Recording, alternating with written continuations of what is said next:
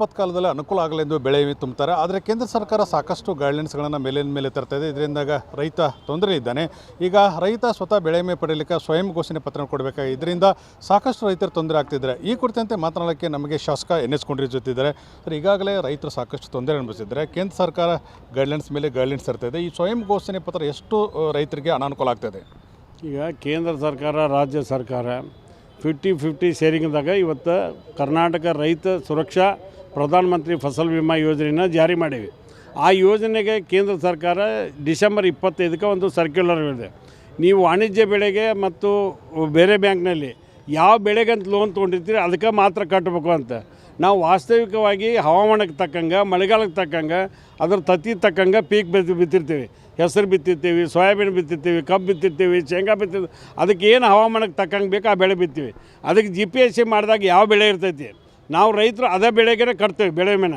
ನೀವು ಅದಕ್ಕೆ ಪರಿಹಾರ ಕೊಡಬೇಕು ಅಂತಾಗಿ ಈ ಲೋನ್ ಎದಕ್ಕೆ ತೊಗೊಂಡ್ರಿ ಆ ಬೆಳೆ ಕೊಡಬೇಕು ಅಂದ್ರೆ ಸಾಧ್ಯ ಇಲ್ಲ. ಸಾಲ ಮಾಡ್ತಕ್ಕಂಥದ್ದು ಕೃಷಿಕ ವ್ಯವಸ್ಥೆಯಲ್ಲಿ ಬೀಜ ಖರೀದಿ ಮಾಡಲಿಕ್ಕೆ ಅಂಥದಕ್ಕೆ ಮಾತ್ರ. ನೀವು ಅದು ಬಿಟ್ಕೊಟ್ಟು ನೀವು ಇಂಥದ್ದು ತೊಗೋಬೇಕು, ಇಂಥದಕ್ಕೆ ಬೆಳೆ ವಿಮೆ ತೊಗೋಬೇಕಂತ ಕಂಡೀಷನ್ ಹಾಕೋದು ಸರಿಯಲ್ಲ. ಆಮೇಲೆ ಡಿಕ್ಲರೇಷನ್ ಏನು ತೊಗೊಳತ್ತೀರಿ ನೀವು ರೈತರ ಕಡೆಯಿಂದ, ನಾವು ಯಾವುದೇ ಪರಿಹಾರ ಕೇಳೋಂಗಿಲ್ಲ ಅಂತ.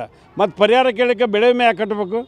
ಅದಕ್ಕೆ ಆ ಪರಿಹಾರ ಇದನ್ನು ಡಿಕ್ಲರೇಷನ್ ತೊಗೊಳ್ಳೋಂಥದ್ದನ್ನು ಸ್ಟಾಪ್ ಮಾಡಬೇಕನ್ನೋದು ನಾನು ಒತ್ತಾಯ ಆಗಿದೆ. ಈಗಾಗಲೇ ಮುಖ್ಯಮಂತ್ರಿ ಮುಖಾಂತರ ಒಂದು ಪತ್ರ ಬರೆಸಿದ್ರಿ. ಏನೆಲ್ಲ ಅಂತ ಕೇಂದ್ರ ಸರ್ಕಾರಕ್ಕೆ ಪತ್ರ ಸಾರಾಂಶ ಐತೆ ಅಂತ? ಇಲ್ಲ, ಕೇಂದ್ರ ಸರ್ಕಾರಕ್ಕೆ ನೀವು ಪತ್ರ ಬರೆದು ಮೊದಲೇ ಹಳೆ ಪದ್ಧತಿ ಹೆಂಗಿರಬೇಕು ಅಂತ ತಿಳ್ಕೊಂಡು ಹೇಳಿ ಅದನ್ನು ಮುಂದುವರ್ಸ್ಬೇಕಂತ ತಿಳ್ಕೊಂಡು 7ನೇ ತಾರೀಕು ಬೆಳಗಾವಿ ವಿಭಾಗ ಮಟ್ಟದ ಶಾಸಕರ ಮತ್ತು ಎಲ್ಲ ಜನಪ್ರತಿನಿಧಿಗಳ ಸಭೆಯಲ್ಲಿ ಮಾನ್ಯ ಮುಖ್ಯಮಂತ್ರಿ ಸನ್ಮಾನ್ಯ DK ಶಿವಕುಮಾರ್ ಅವರಿಗೆ, ಉಪಮುಖ್ಯಮಂತ್ರಿ ಸನ್ಮಾನ್ಯ G. ಪರಮೇಶ್ವರ್ ಅವ್ರ ಮೂಲಕ ಇವತ್ತು ಮನವಿ ಕೊಟ್ಟಿವಿ. ಅದಕ್ಕೆ ಆ ಮನವಿ ಬಗ್ಗೆ ಈಗಾಗಲೇ ಕೇಂದ್ರ ಸರ್ಕಾರಕ್ಕೆ ಪತ್ರ ಬರೆದಾರೆ. ಮಾಜಿ ಮುಖ್ಯಮಂತ್ರಿಗಳು ಮತ್ತು ಹಾವೇರಿ ಸಂಸ್ಥಾನದ ಬಸವರಾಜ ಬೊಮ್ಮಾಯಿ ಅವರು, ನಮ್ಮ ಪ್ರಹ್ಲಾದ್ ಜೋಶಿ ಸಾಹೇಬ್ರು ಕೂಡಿ ಅಲ್ಲಿ ಒತ್ತಾಯ ಕೂಡ ಮಾಡ್ಯಾರ. ಅದು ಇಮಿಡಿಯೇಟಾಗಿ ಅದು ಬಂತಂದ್ರೆ 15ನೇ ತಾರೀಕಿಗೆ ಲಾಸ್ಟ್ ಡೇಟ್ ಇದೆ ತುಂಬೋದು. ಲೇಟ್ ಆತಂದ್ರೆ ನಾವು ಬೆಳೆ ಮೇಲೆ ತುಂಬಲಿಕ್ಕೆ ಆಗೋದಿಲ್ಲ. ಇದರಿಂದ ರೈತರಿಗೆ ವಂಚಿತರಾಕಾರ. ಅದಕ್ಕೆ ಅದನ್ನು ಬೇಗನೆ ನಿರ್ಣಯ ಮಾಡ್ಬೇಕನ್ನುವಂಥ ಒತ್ತಾಯ ತಮ್ಮ ಮೂಲಕ ಮಾಡ್ತಾಯಿದೆ. ಇಲ್ಲ ಒಂದು ಕಡೆ ಬೆಳೆ ಕಂಪನಿಗಳು, ವಿಮೆ ಕಂಪನಿಗಳು ಕೇಂದ್ರ ಸರ್ಕಾರ ಅಂಡರ್ಸ್ಟ್ಯಾಂಡ್ ಮಾಡಿಕೊಂಡು ರೈತರನ್ನು ವ್ಯವಸ್ಥಿತವಾಗಿ ಎಲ್ಲರಿಗೂ ಗೊತ್ತಿರ್ತಾವೆ.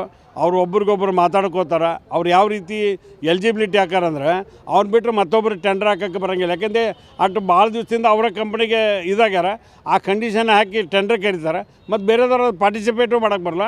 ಅದಕ್ಕೆ ಸರ್ಕಾರದ ವತಿಯಿಂದನೇ ಅದನ್ನು ಬೆಳೆ ವಿಮೆಯನ್ನು ಜಾರಿ ಮಾಡ್ಬೇಕು. ಯಾವ ರೀತಿಯ ಸರ್ಕಾರ ಅಂದರೆ ಯಾವ ಸರ್ಕಾರ ಒಂದು ಬೆಳೆ ವಿಮೆ ಕಂಪನಿಯನ್ನು ಒಂದು ಸ್ಟಾರ್ಟ್ ಮಾಡಿದೆ, ಒಂದು ರಿಜಿಸ್ಟ್ರೇಷನ್ ಮಾಡಿ ಕರ್ನಾಟಕ ಸರ್ಕಾರ. ಅದ್ರ ಪ್ರಕಾರ ಎಲ್ಲ ರಾಜ್ಯದಲ್ಲೂ ಕೂಡ ಅದು ಖಾಸಗಿಕ್ಕಿಂತ ಸರ್ಕಾರದ ವತಿಯಿಂದನೇ ನಡಿಬೇಕನ್ನೋದು ನಂದು ಒತ್ತಾಯ.